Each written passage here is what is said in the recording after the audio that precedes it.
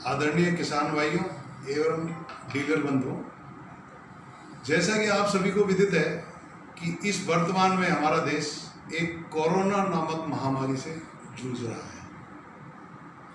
इस बीमारी का अभी तक कोई प्रॉपर इलाज नहीं हो पाया है, लेकिन इसका बचाव ही वर्तमान में इसका उपचार है। इस कोरोना नामक महामारी से कैसे निजात पाया जाए, इसके लिए HPM chemicals and fertilisers limited company द्वारा डीलर और किसान भाइयों को जागृति करने का एक अभियान चलाया जा रहा है।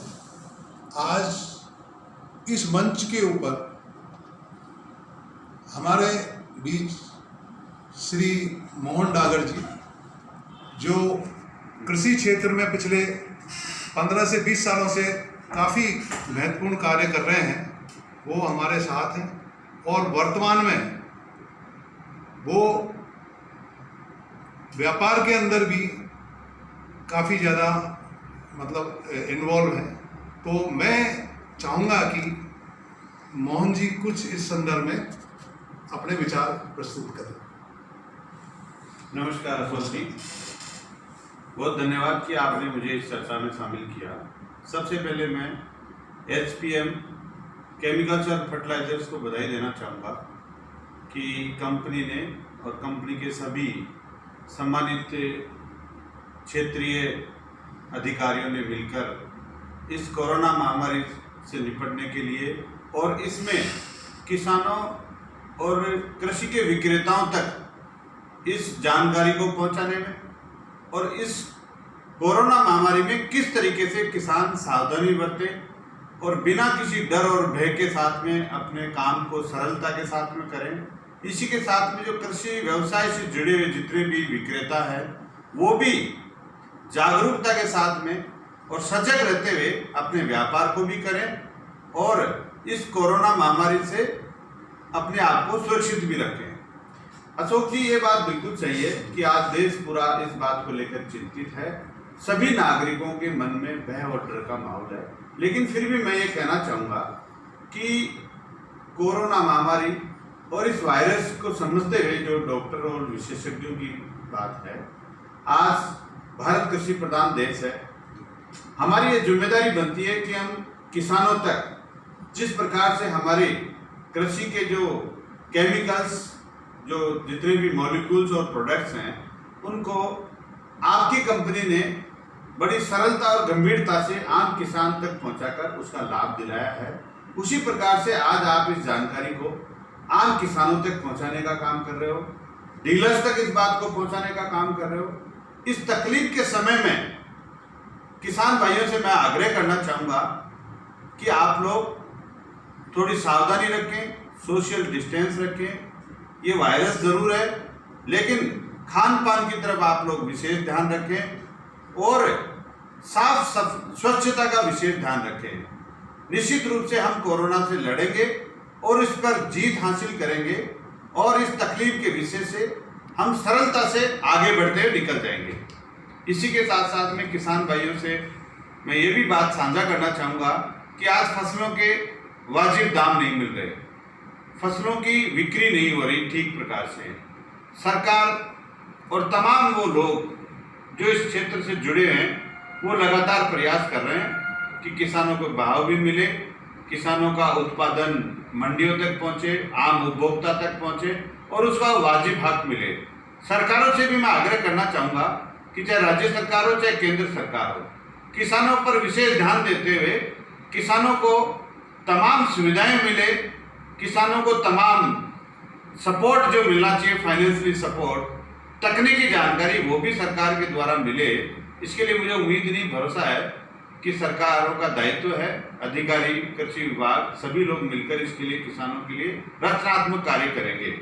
मैं कृषि व्यवसाय से जुड़े विक्रेताओं से भी आग्रह करूंगा कि आप लोग इस समय में किसान को चाहने की चीज़ें दें। किसानों को जो रसायन और जो पेस्टिसाइड्स आपको देने होते हैं किसी भी बीमारी के लिए, चाहे बीज उपचार की बात हो, चाहे उसके इंसेक्ट को रोकने की बात हो, आप लोग वाजिब दाम पर और सही प्रोडक्ट को समझाकर किसान को दें, उत्तम क्वालिटी के प्रोडक्ट दें।